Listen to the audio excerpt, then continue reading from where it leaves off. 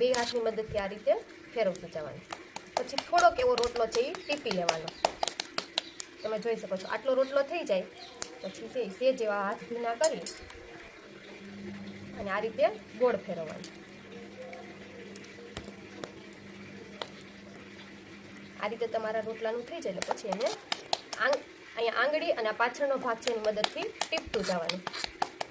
જો વચ્ચે ક્યાંય એવું લાગે કે તમારો રોટલો ફાટે છે તો અહીંયા થોડુંક એવું છે એ આ રીતે પાણી છે એ લગાવી દેવાનું કે જેથી રોટલો ફાટે નહીં.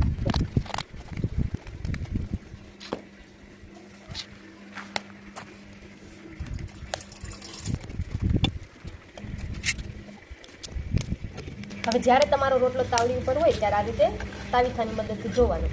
તો જો હજી મારો રોટલો ચોંટી ગયેલો છે તાવડીને એટલે કે હજી આપણો રોટલો છે એ ચડ્યો નથી. થોડીક વાર એને એમને રહેવા દેવાનો.